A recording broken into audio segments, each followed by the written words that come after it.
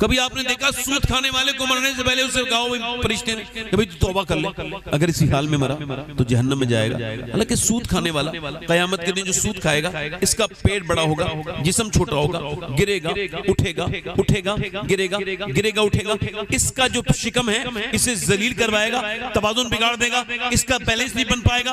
और ये पूरे एक मैदान में होंगे सारे सूद खाने वाले। अहले महशर पूछेंगे ये कौन है जिनके पेट इन्हें खड़ा नहीं होने दे रहे, तो फिर आवाज आएगी ये सूद खाने वाले लोग हैं जो सूद खाया करते थे। सूद खाना अपनी मां के साथ जिना करने से बुरा काम है।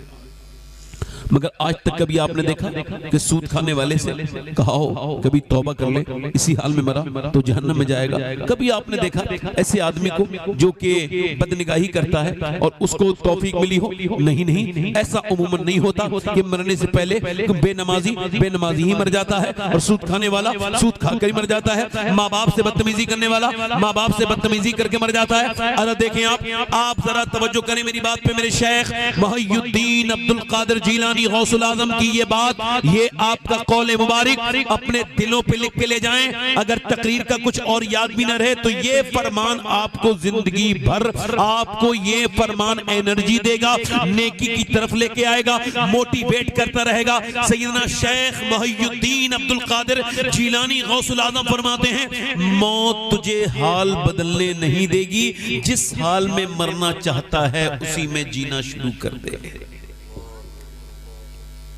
मौत तुझे हाल बदलने, इधर तो देखो भाई, हाल बदलने। अब आपने क्या किया है? अल्हाकुमुत तकासुर हत्ता ज़ुरतुमुल मक़ाबिर। अल्लाह फरमाता है तुम्हें गाफिल रखा माल की ज्यादा तलबी ने। किसने गाफिल रखा? बोलो जल्दी बोलो, इधर वाले बोलो, किसने गाफिल रखा इंसान को?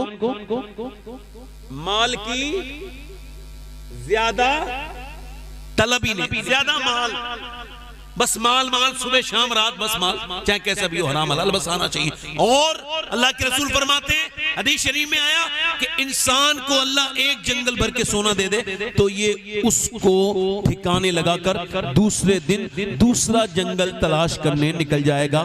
इंसान की जो हविस है इसको सिर्फ मिट्टी कब्र की भर सकती है। अल्लाह के रसूल फरमाते हैं, इधर देखें आप, इधर देखें मेरी तरफ देखें, अल्लाह के रसूल फरमाते हैं इंसान जब बूढ़ा होने लगता है तो उसकी दो ख्वाहिशें जवान होने लगती है। कितनी ख्वाहिशें? आप लोग मेरी तरफ देख रहे हैं, तकरीर नहीं करूंगा मैं।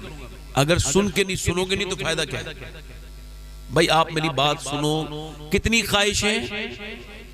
हुजूर फरमाते हैं इंसान बूढ़ा होता है उसकी दो ख्वाहिशें जवान होती हैं। पहली ख्वाहिश उसको जीने की तमन्ना बढ़ जाती है, वो मरना नहीं चाहता है। और दूसरी ख्वाहिश पैसे की ख्वाहिश, तमन्ना, आरज़ू।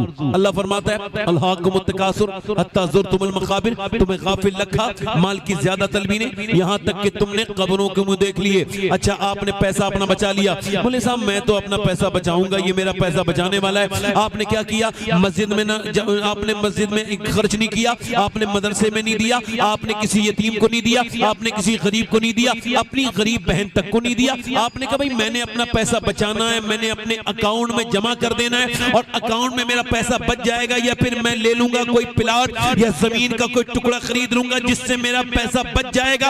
आपने कहा मेरा भाई परेशान रहा मगर मैंने उसको पैसा नहीं दिया। आप मुझे बताएं क्या ये आपका पैसा बच गया? आपका पैसा जो बैंक में जमा हुआ बच गया? नहीं नहीं नहीं मेरे भाई, ये पैसा नहीं बचा। फिर कौन सा पैसा बचा? अब आयशा फरमाती है हुजूर ने एक बकरी ज़िबा करवाई और उसको अल्लाह की राह में बंटवा दिया। फिर पैगंबर इस्लाम ने पूछा मैं मेरे पास आके कितना बचा है? मैंने अर्ज की या रसूल अल्लाह ये 3-4 बोटियां बची हैं। हुजूर ने फरमाया बचा ये नहीं है जो आज ये तुम्हारी कटोरी में है, बचा वो है जो अल्लाह की राह में चला गया है।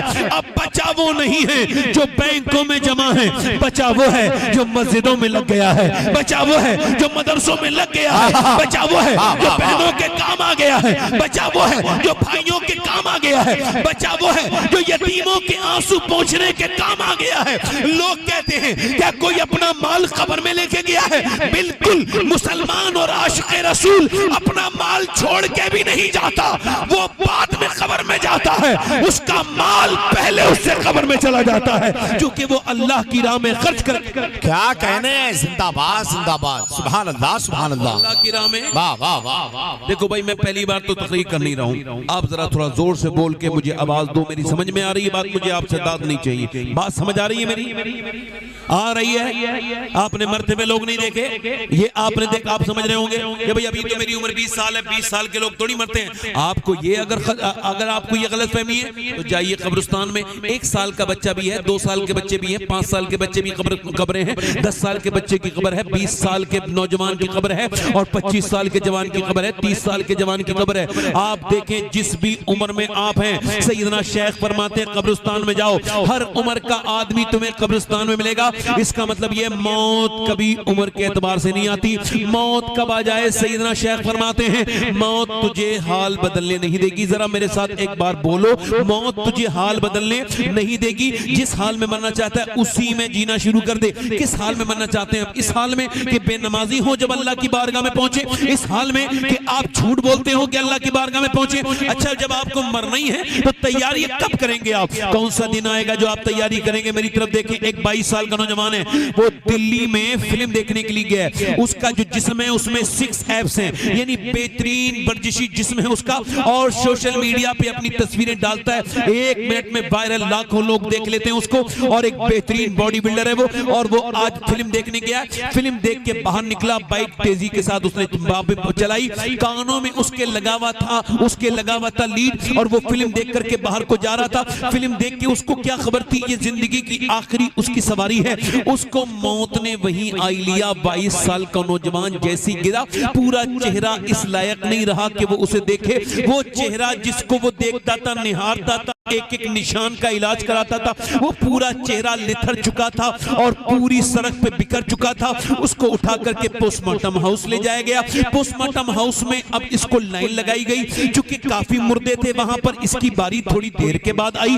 उसके बाद इसकी जब बारी आई, सारे कपड़े उतार देते हैं ये, जब ये करते हैं पोस्टमार्टम, पूरे कपड़े उतारने के बाद पूरा जिस्म बरहना। उसके बाद ये पहले इनके पास हथौड़ी और छेनी थी, अब छेनी हथौड़ी नहीं है, इनके पास ग्लेंडर है। या छेनी हथौड़ी बाद जगहों पर लगाते हैं, ग्लेंडर पूरी खोपड़ी निकाल दी उसकी, और उसके बाद खोपड़ी फाड़ देते हैं। उसके बाद यहाँ लगाते हैं कर्र से पूरा जिस्म फाड़ देते हैं, पूरी असली पसली सब काट के जिस्म बीच में से खोल लिया। उसके बाद ऑर्गन्स को वो चेक करते हैं ऊपर नीचे से, और मोटी मोटी सुई से लगाते हैं टांके। अल्लाह अकबर, अल्लाह अकबर। मैंने तकरीबन 2018 में एक ऐसे आदमी को गुस्ल दिया था जिसका पोस्टमार्टम हो के आया था, तो मैं आपको बता रहा हूँ, मैंने उसका सब सर उठाया तो उसकी एक हड्डी थी सफेद, मेरी उंगली में लगी और मेरी उंगली से खून निकला। मैं रोने लगा। एक साहब बोले क्या आपको डर लग रहा है? मैंने कहा नहीं। अल्लाह के रसूल फरमाते हैं कि जब मुर्दे का हाथ पकड़ा जाता है तो मुर्दा कहता है आराम से मेरा हाथ उठा गस्साल, तेरे हाथ उठाने से मुझे तकलीफ होती है, गुस्ल में नरमी कर, मुझे गुस्ल देते वक्त नरमी कर। और जब लेकर के चलते हैं दफन करने के लिए तो वो कहता है ओ मुझे उठाने वालों, कब्रिस्तान ले जाने वालों, जरा अपने पाँव हल्के हल्के धीरे धीरे रखो, तुम्हारे पाँव की धमक से मुझे तकलीफ होती है। अल्लाह फरमाता है कल्ला सौफ तालमून सुम्मा कल्ला सौफ तालमून। अल्लाह अकबर। मौलाए कायनात से पूछा गया हुजूर 2 मरतबा अल्लाह ने एक ही बात को इरशाद फरमाया, सुम्मा के इजाफे के साथ पहले फरमाया कल्ला सौफ तालमून, हाँ हाँ जल्द जान जाओगे, फिर सुम्मा कल्ला सौफ तालमून, यानी फिर हाँ हाँ जान जाओगे। मौला अली फरमाते हैं ओ लोगो, माल जमा करके कब्र को भूल जाने वालों, डर जाओ, एक मरतबा कब्र में जानोगे, एक मरतबा हश्र में जानोगे। अल्लाह अकबर। उसको फाड़ दिया गया, काट दिया गया। अल्लाह अकबर। मैंने उससे कहा भाई मैं इस वजह से डर रहा हूँ। अल्लाह के रसूल फरमाते हैं कि जब जनाजे को लेके चलते हैं तो वो कहता है जरा मध्यम मध्यम पाँव रखो, तुम्हारे पाँव के उठाने से मुझे तकलीफ होती है। हजरत सैयदना अबू हुरैरा का इंतकाल होने वाला है। अगर आप 2, 3, 4, 5 किताबें समझ के पढ़ के आप मगरूर हो गए, आप मौत के बारे में नहीं सोचते, तो हो सकता है आपके दिल की सख्ती पर ये रिवायत थोड़ी बहुत काम कर दे कि हजरत अबू हुरैरा हैं, अपने वक्त के कितने बड़े सियाबी रसूल हैं, उनके कदमों की धूल नहीं हो सकते हम लोग। वो कौन है? वो असहाबे सुफ़ा में शामिल हैं। क्यों? जनाब अबू हुरैरा कैसा था वो जामेशीर, इससे 70 साहबों का दूध से मुंह फिर गया। मौत का उनका वक्त है, कभी उनका रंग पीला, कभी जर्द, कभी सुर्ख, कभी सुर्ख, कभी पीला, कभी सुर्ख, कभी पीला, कभी लाल, कभी पीला, कभी सुर्ख, कभी जर्द, और कभी होश में, कभी बेहोश में, कभी गशी में। किसी ने कहा इतने बड़े सहाबी को क्या मौत से डर लगा है? कहा नहीं नहीं नहीं नहीं, मौत से नहीं डर लगा है। हुजूर फरमाते हैं मरते वक्त बंदे के बारे में फैसला हो जाता है कि वो जहन्नम में जा रहा है या जन्नत में, तो बस ये मौत का आखिरी वक्त है। अबू हुरैरा अपने रब की बारगाह में अर्ज कर रहा है, मालिक अबू हुरैरा को माफ कर देना मेरे करीम, मुझे जहन्नम से बचाना, मुझे जन्नत अता करना मालिक। अगर ये मौत का आखिरी वक्त है, इस वक्त तूने मुझ पे फजल न किया तो अबू हुरैरा हलाक हो जाएगा, बर्बाद हो जाएगा, बर्बाद हो जाएगा। मैंने उससे कहा मैं इस वजह से रो रहा हूं कि मैं सफर में रहता हूं तो अपने मालिक से ये दुआ करता हूं, मालिक बस मुझे पोस्टमार्टम वाली मौत से बचाना, अपने महबूब के मदीने में ईमान वाली मौत अता फरमाना। मदीने के किसी गोशे में मालिक गुंबद खजरा के आसपास कहीं ईमान वाली मौत अता फरमाना। ये सख्त मौत जो है इससे बचाना। मेरे भाई इधर देखो, उसका जनाजा आ गया पोस्टमार्टम हाउस से घर, माँ रोई, मगर मेरे भाई सबका दर्द एक जैसा नहीं होता। लोगों ने कहा जल्दी लेके चलो, हमारी दुकानें बंद हैं। ऐसा ही होता भी है, रिश्तेदार भी कहते हैं जल्दी कब दफन करोगे, बड़ी देर हो गई। कोई ये नहीं कहता 10 मिनट तो रोक लो, 10 घंटा रोक लो, 5 मिनट रोक लो। उस घर में जिसमें बड़ा दिल लगता था वहां से जनाजा उठा शोर शराबे के साथ, अल्लाह अकबर, और फिर दफन करके सब ने मिट्टी डाल दी। रिश्तेदारों ने, अजीजों ने सब मिट्टी डाल के जाने लगे हैं। अल्लाह के रसूल के गुलामों सुनो मेरे भाइयों, अल्लाह के रसूल फरमाते हैं जब दफन करके लौटते हैं मुर्दे को तो वो कहता है ओ मुझे दफन करके वापस जाने वालों, मेरे अजीजों कितनी रातें मैंने तुम्हारे साथ गुजारी, एक रात तो मेरे साथ गुजारो, एक रात तो रुक जाओ। मगर कोई बेटा अपनी माँ की कब्र पे नहीं रुकता, कोई बाप अपने बेटे की कब्र पे नहीं रुकता, ना बेटा अपने बाप की कब्र पे रात को रुकता है। तुमने किस दुनिया से दिल लगा लिया? ये जो दुनिया तुम्हारी है ही नहीं। इसके हर रिश्ते में इसके हर रिश्ते में बेवफाई है, इसमें हर चीज में एक धोखा है, हर ताल्लुक में एक मतलब छिपा हुआ है। किस दुनिया से तुमने दिल लगाया है? ये मौत किसी को छोड़ेगी नहीं, न अमीर को छोड़े, न गरीब को छोड़े, न जाहिल को छोड़े, न आलिम को छोड़े, न फकीर को छोड़े, न पीर को छोड़े, न मुरीद को छोड़े, न किसी बादशाह को छोड़े, न फकीर को छोड़े। अजल ने ही किसरा न छोड़ा न दारा, इससे सिकंदर सफाते बिहारा, हर एक लेके क्या क्या न हसरत सिधारा, रखा रह गया वहीं ठाट सारा। जगह जी लगाने की दुनिया नहीं है, ये इबरत की जा है, तमाशा नहीं है। उस नौजवान को दफन करने के बाद जब लोग वापस पलटे होंगे और जब उसकी कब्र में मेरे सरकार तशरीफ लाए होंगे, तो नौजवानों आपसे सवाल है, उसने उन आंखों से हुजूर को कैसे देखने की हिम्मत की होगी जिन आंखों से वो गंदी फिल्म देख के मरा था? बताओ उसने कैसे आंखें उठाई होगी, उसने कैसे हिम्मत की होगी? कल है दीदार का दिन, आज यहाँ आंख बेकार है, क्या होना है छुप के लोगों से किए, जिसके गुनाह वो खबरदार है, क्या होना है। ले वो हाकिम के सिपाही आए, मेरा इमाम तड़प गया, और फिर कहा कि ले वो हाकिम के सिपाही आए, कूश तैयार है, क्या होना है। आप क्या समझते हो? आपके मोबाइल की वीडियो का इल्म अल्लाह को नहीं, वो अल्लामुल गुयूब है, उसके इल्म में है। जितनी वीडियो आपके और मेरे मोबाइल में चली हैं सारी उसके इल्म में हैं। आप बात करते हैं, मेरा ईमान तो ये कहता है, कोई मछलियों को गिन पाएगा कितने समंदरों में कितनी मछलियां हैं? मगर मेरा ईमान ये कहता है कोई छोटी से छोटी मछली समंदर में ऐसी भूख ही नहीं हुई जिसकी भूख का इल्म मेरे रब को ना हो। वो आपको भी देख रहा है, वो मुझे भी जानता है, मेरी तकरीर के मतलब को भी उसको पता है। मैं आप सबसे पूछना चाहता हूँ, कैसे मरना चाहते हो आप? ऐसे कि आंखें गंदी लेके जाओगे, इन आंखों से हुजूर को देखोगे? अल्लाह अकबर। मौत के वक्त में क्या आपने तैयारी की है मरने की? आपसे पूछना चाहता हूं, कुछ तैयारी है? कुछ तैयारी है? कोई 10 मिनट सोचा कभी जिंदगी में? कभी आपने संजीदा होके 5 मिनट सोचा, सिर्फ 5 मिनट कि मैं मरना कैसे, मेरी मौत कैसी होनी चाहिए? नहीं सोचा होगा इल्ला माशाअल्लाह। इधर देखो, हजरत जुनैद बगदादी के मुरीद का इंतकाल होने वाला है, आप उसके करीब गए और जाकर के आप उससे कहते हैं, बेटे आपने कुरान शरीफ पढ़ा, सूरह यासीन की तिलावत की? उसने कहा बंद करो, मुझे कुरान अच्छा नहीं लगता, बंद करो। माज़अल्लाह, आप खामोश हो गए। आप सब कहो माज़अल्लाह, माज़अल्लाह, सब कहो माज़अल्लाह। और जुनैद बगदादी से बड़ा किसी का पीर हो तो वो ना डरे, बाकी लोग डरे ईमान पे खात्मे के लिए। आपने फिर उसके बाद उसके से कहा बेटे कलमा पढ़ो। उसने कहा मुझे कलमे से भी नफरत, तुमसे भी नफरत, इस्लाम से भी नफरत। मर गया। एक 40 दिन लगातार रोते रहे जुनैद बगदादी। 40 दिन के बाद ख़ाम में देखा जहन्नम के फरिश्ते घसीट के ले जा रहे हैं। पूछा तू क्या काम करता था जो बर्बाद हो गया? कहने लगे हुजूर मैं 3 गुनाह करता था जिसकी वजह से मैं बर्बाद हो गया।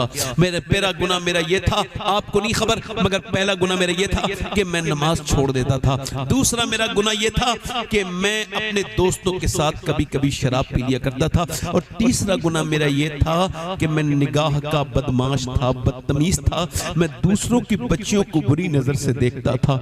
इस वजह से मेरा ईमान छिन गया। अब मेरी कोई सिफारिश नहीं करेगा, मैं बर्बाद हो गया, मैं कहीं का न बचा। अल्लाह अकबर। वो कौन था जो काबे में ये कह रहा था या अल्लाह क़यामत के दिन मेरी गुनाह माफ कर दे वरना मुझे अंधा उठाना?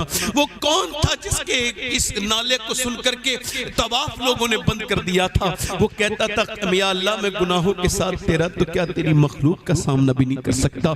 अल्लाह अकबर। वो कौन थे जिन्होंने सर उठाया तो लोगों की चीखें निकली थी? वो कौन था जिसके चेहरे को देख करके वो सैयदना शेख मुहियुद्दीन अब्दुल कादिर जीलानी गौसुल आजम थे? मेरे भाइयों मेरे दोस्तों, आखिर कहां गई वो कुड़ने वाली आदत? आखिर कहां गई वो मुसलमानों के ईमान वाली आदत कि एक गुनाह करके मुसलमान परेशान हो जाता था? आज 3-4 घंटे इंस्टाग्राम पे नौजवान अपनी आंखें बर्बाद कर रहे हैं, अपनी जवानियों को बर्बाद कर रहे हैं, मगर उनको ये तक अफसोस नहीं है कि मैं बुरा काम कर रहा हूं। दिल बिल्कुल बर्बाद हो चुके हैं। कहीं ऐसा तो नहीं इसी हाल में मर जाएं? बोलो कैसे मरना चाहते हो? ऐसे कि जब तुम्हें कोई कलमा याद दिलाए तो तुम कलमा ना पढ़ो, बल्कि तुम्हारी तो आदत थी नहीं। अच्छा ये बताओ कलमे पे सब मरना चाहते हैं तो कलमा पढ़ा किसने है? अरे ये बताओ मरने की ख्वाहिश रखते हो कलमे पर? तुमने जब मरते मरते कलमा पढ़ना चाहते हो तो तुमने सोते सोते कितना कलमा पढ़ा है? कितनी मर्तबा कलमा पढ़ते पढ़ते सोए हो? अगर ये चाहते हो कि तुम्हारी मौत आए तो तुम अपनी आदत बनाओ कलमा पढ़ने की। जब चोट लगे तो कलमा पढ़ो, जब कोई परेशानी हो तो कलमा पढ़ो, जब कोई तुम्हें सताए तो कलमा पढ़ो, जब घर से निकले तो कलमा पढ़ो। सुबह शाम उठते बैठते अल्लाह का जिक्र करो, अल्लाह का जिक्र करो, और जिक्र करते करते अपने दिल को उसका आदी बनाओ और उससे कहो मालिक कि मरते वक्त ईमान की तौफीक अता करना, मरते वक्त कलमे की तौफीक। ऐसा नहीं कि कहीं ऐसा तो नहीं कि जब तुम्हें कलमे की बात कोई कहे तो आपको तो मौत की सख्ती जब आए तो बस गाली याद आती थी? कहीं ऐसा तो नहीं कि गाली निकल जाए? नहीं नहीं नहीं मेरे भाई, अपनी मौत की तैयारी कर, अपनी मौत की तैयारी कर और अपने रब से तौबा कर। ऐसे न मर के लोग तुझे कलमा याद दिलाएं फिर भी तुझे कलमा याद ना आए, बल्कि ऐसे मर के बरेली में एक 92 साल के बुजुर्ग हैं, उन्होंने मगरिब की नमाज पढ़ के अल्लाह अकबर, उन पे गशी तारी हुई। ईशा के आखिर में रात के 12 बजे उनकी आंख खुली। मुरीदों से पूछा क्या मैंने नमाज पढ़ी है? जी हुजूर आपने मगरिब अदा की थी मगर ईशा नहीं पढ़ी है। कहा मुझे जल्दी से वुजू कराओ। वुजू कराया, बड़ी मुश्किल से, कमजोर 92 साल की उम्र, बड़ी मुश्किल से वुजू कराया। और वुजू कराने के बाद आपको खड़ा करने की बात हुई तो लोगों ने कहा हुजूर बैठ के नमाज पढ़े। पर मैंने कभी बैठ के नमाज नहीं पढ़ी तो आज कैसे बैठ के नमाज पढ़ूंगा? कहा मुझे जल्दी खड़ा करो। बड़ी मुश्किल से 4 लोगों ने सहारा दे के खड़ा किया और उसके बाद उन्होंने नमाज पढ़ी। अल्लाह अकबर, न जाने कहां से ताकत आ गई। जैसे ही कहा ना अल्लाह अकबर, वैसे ही ताकत इतनी जबरदस्त माशाअल्लाह कि आपने आराम से कयाम किया, आराम से रुकू, आराम से सजदा। पूरी नमाज 40 मिनट निहायत ही खुशू और खुजू के साथ अपनी जिंदगी की आखिरी नमाज पढ़ी। फिर लोगों से कहा लेट गए और फरमाया लोगों में दुनिया से जा रहा हूं, किसी का दिल दुखाया हो तो मुझे माफ करना। आपने दोनों तरफ देखा और अल्लाह अकबर, उसके मर्तबा आपने शेख सादी ने कहा था कि जब तू दुनिया में आया था तो ये हाल था कि लोग रो रहे थे और लोग मुस्कुरा रहे थे और तू रोता हुआ आया था, मगर जाए तो तू मुस्कुरा के जाना और लोग रो रहे हो, ऐसा हाल बदल के जाना। बुजुर्ग ने कहा लोगों कलमा पढ़ो। अब लोगों ने कलमा पढ़ा, लोग कलमा पढ़ते गए, आप ये गए वो गए और दुनिया को ये बता के चले गए कि मैं मोहम्मद का वो गुलाम हूं कि मुझे किसी ने मेरे आका का कलमा याद नहीं दिलाया है, बल्कि जो भूले हुए थे मैं उन्हें कलमा याद दिला के जा रहा हूं। उस अजीम बुजुर्ग का नाम मुस्तफा रजा मुफ्ती आज़म हिंद था, जिसने कहा था मेरे आमाल का बदला तो जहन्नम ही था, मैं तो जाता, मुझे सरकार ने जाने न दिया। मेरे भाइयों, ऐसे न मरना कि लोग तुम्हें कलमा याद दिलाएं, ऐसे मरो कि तुम लोगों को कलमा याद दिला के चले चले। देखो, एक बीमारी चली है आजकल मोबाइल वाले, ये स्टेज पे भी लोग बैठे होते हैं तब भी मोबाइल में लगे रहते हैं। मैंने कितनी मर्तबा देखा, समझाया भी है मगर समझते नहीं, क्योंकि इनके दिल बर्बाद है। आपको बताऊं, हजरत अली ने फरमाया जब अच्छी बातों में तेरा दिल न लगे तो अच्छी बातों का कोई कसूर नहीं, तेरे दिल का कसूर है। क्या समझ? अभी कोई मजाक करेंगे तो आप सब लोग रिएक्ट करेंगे, मगर मुझे बस आपसे थोड़ी देर गुफ्तगू और करनी है। दिल लग रहा है आप लोगों को? नहीं लग रहा? जोर से तो बोलो सुभान अल्लाह। मैं आपसे क्या अर्ज कर रहा था, ये बताएं मौत की तैयारी कब से करनी चाहिए? जब से इंसान को होश आ जाए ना, तो वो मौत की तैयारी करे। जब वो अपनी अक्ल उसकी काम करने लगे तो मौत की तैयारी करे। अब बेहतरीन मौत की तैयारी का तरीका यह है कि मियां बीवी आपस में बैठ के मौत के बारे में गुफ्तगू करें। फिर देखो बच्चों पे कितना अच्छा असर होता है। हम तो औरतें कहती डर लगता, जिक्र नहीं करते लोग मौत का। अगर बच्चे मौत का जिक्र सुनेंगे मां की जबान से तो नेक बनेंगे कि नहीं? बोलो तो सही भाई, बोलो तो सही। वरना तो यही मामला है जैसे आजकल चल रहा है। देखो लड़कियां लड़के सारे अपनी रो में जा रहे हैं। पहले की मां याद कराती थी मौत को। दिल्ली की सरजमीन है, एक खातून बदायूं से हिजरत करके दिल्ली गई है। अरब शाह रहमतुल्लाह अलैह की बेटी है, वो उस्मान हारूनी के मुरीद और खलीफा है। अरब शाह रहमतुल्लाह अलैह, बदायूं में उनका मजार है। उनकी बेटी ने हिजरत की, बदायूं से दिल्ली चली गई। एक छोटे से घर में रात के वक्त में रोया करती थी, सैयदादी थी, रोती थी। उसका जो बेटा था ना, एक दिन उसकी आंख खुल गई, माँ को रोते देख के आगे बढ़ा। 8 साल का बच्चा था। अम्मा क्यों रोती है, अम्मा क्यों रोती है? माँ ने कहा बेटे अभी हाथ पे कोई कीड़ा चढ़ा था, उसे तो हटा दिया, फिर सोचा कब्र में जाऊंगी तब कीड़े कैसे हटाऊंगी। जैसी इंसान की लाश रखी जाती है, चारों तरफ से कीड़े आने शुरू हो जाते हैं, नाक में मुंह में कीड़े चलते हैं। बेटे बस उसी का डर है, उसी का खौफ है। बेटा रोने लगा। क्यों रोया बेटे? अम्मा मैं तो छोटा हूँ, तू बड़ी है, मैं मर गया तो मेरा क्या होगा कब्र में, मैं तो बच्चा हूँ। माँ ने कहा बेटे सजदा कर। बेटा सजदे में गया और रो गया। माँ ने कहा बेटे अल्लाह तुझे कब्र के अजाब से महफूज करेगा, तू अब अल्लाह से तौबा कर और रो। बच्चा रोने लगा। माँ भी सजदे में जाके रोई, मालिक मेरा छोटा बच्चा है, यतीम बच्चा है, मैं इसकी बेवा माँ हूँ, मेरे बेटे को कबूल कर ले। रोज बेटा रोता है, माँ भी रोती है। वक्त गुजरता गया, बच्चा जवान हो गया, माँ दुनिया से चली गई। उसके बाद बेटे का रंग दिल्ली में चढ़ा। उसके बाद ये हुआ कि मियाँ जा देखे, बेटे का भी विसाल हो गया। 750 साल तकरीबन गुजर चुके हैं। जाके देखो बादशाहों की बीबियां, फैशनेबल औरतें, बड़े बड़े जेवरात पहनने वाली मुगलों की शहजादियां, उनकी कब्रों के निशान तक मिट गए हैं। दिल्ली में ढूंढो तब भी नहीं मिलेंगे। मगर जो रात को सजदा करती थी उसका मजार 3 बीघा जमीन में बना हुआ है। उसका नाम सैयदा जुलेखा अलमारूफ माई साहिबा है। उसके मजार पे हर हफ्ते बुध के दिन मेला लगता है। करीब में उसके बेटे का भी मजार है। शहंशाहों की कब्रें पुरानी हो गई, उनके निशान भी मिट गए, मगर उसके मजार पे बेटे के रोज मेला लगता है। उसका नाम निजामुद्दीन महबूब इलाही है। जब माँ सजदा करती है दिल्ली वाले की तो बेटा निजाम महबूब इलाही बन जाता है। जब माँ सजदा करती है कि चोचा वाले की तो मखदूम अशरफ जहांगीर समनानी बन जाता है। जब माँ सजदा करती है मोइनुद्दीन की तो बेटा अताए रसूल हिंदल वली अजमेर का राजा बन जाता है। जब माँ सजदा करती है गौसुल आजम की तो शेख अब्दुल कादिर की तो बेटा गौसे आजम बनता है। जब माँ सजदा करती है करबला वाले की तो हुसैन करबला से आवाज देते हैं, ऐ मेरी माँ आप जब सजदा करती थी तो रात को सर झुकाती थी, फजर में उठा भी लेती थी, मगर हुसैन जब सजदा करेगा तो सजदा करेगा मैदान करबला में, उठाएगा मैदान कयामत में। नारे तकबीर, नारे रिसालत, मस्तके आला हजरत फैज़ाने शुहदाए करबला। नारे तकबीर, नारे रिसालत, वाह वाह, जिंदाबाद जिंदाबाद। क्या कहने हैं, जिंदाबाद। अब बताओ, जब माई बेहया है तो उसकी बेटी बच्चियां कहां से हयादार बनेंगी? जब माँ ये कह रही है मैं नमाज इस वजह से नहीं पढ़ पाती कि वो काम बड़े रहते हैं मुझे, तो जो औरतें बेनमाजी हैं वो बच्चे पाल नहीं रही हैं, बिगाड़ रही हैं। जिसकी 5-6 साल की बच्ची जीन्स की पैंट पहन रही हो, तो क्या लगता है आपको ये खाली बच्ची बेहया नहीं हुई, इसकी पूरी नस्ल बर्बाद हो गई।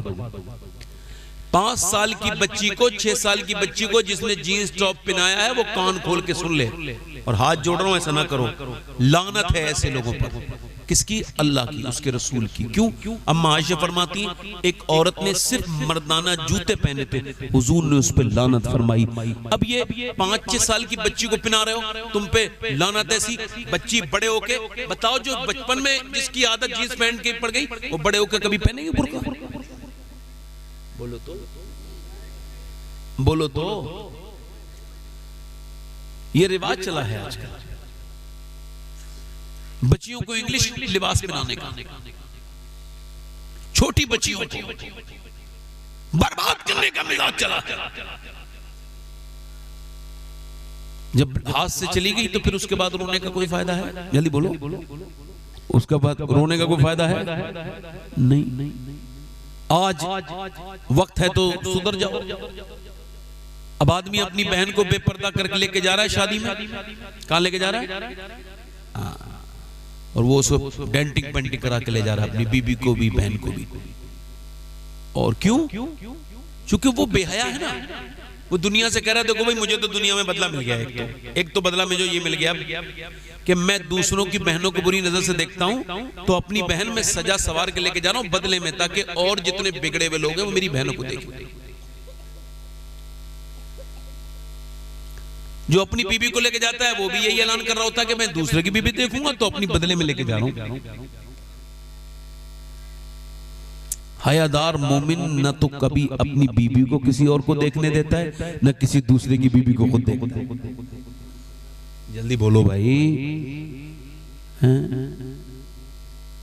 अब जब घरों से दीन ही निकल गया तो कहां कुरान कोई पढ़ेगा, कहां कोई हदीस पढ़ेगा, कहां कोई हुजूर की तरफ आएगा? वो तो सब यही बिगड़ा हुआ मामला चल रहा है। शादियों में देखो, जो औरतें कभी बेपर्दा नहीं होती हैं, शादियों में, पार्टियों में, मेलों में, झमेलों में, वो हर जगह तुम देखो बेपर्दा औरतें मिलेंगी आपको। तो जब मां के अंदर से दीन निकला तो नस्ल के अंदर से निकल गया, और जिस मां के अंदर दीन आया उसकी नस्ल में दीन आ गया। एक हमारे यहाँ की शादियां हैं, बेहूदियों की शादियां। ये शादियां क्या शादियां बरकत पैदा करेंगी? कहां बच्चे बरकत वाले होंगे? जिनकी बुनियाद ही बदतमीजी, बेहयाई पर रखी गई है, जिसकी बुनियाद ही लालच पर, जहेज पर रखी गई है, उनसे बरकतें हासिल हो जाएंगी? कभी नहीं हो सकती। कहां जा रहे हो नौजवान? कहां जा रहे हो? बैठ जाओ बेटे, बैठ जाओ। तुम्हारा नफ्स तुम्हें लेके जा रहा है तो मैं तुम्हें रोक रहा हूं, बैठ जाओ। थोड़ी देर सुन लो। वैसे मुझे 1 घंटा होने वाला, कहो तो खत्म कर दूं। दिल लग रहा है आप लोगों, नहीं लग रहा? ऐसे मैं कोशिश तो कर रहा हूं कि आपका दिल लग जाए। अगर दिल वाकई में दिल होगा तो जरूर लग जाएगा इंशाअल्लाह। वरना तो वो कहा था बशीर बद्र ने, हर धड़कते पत्थर को लोग दिल समझते हैं, उम्रें बीत जाती हैं दिल को दिल बनाने में। हाँ,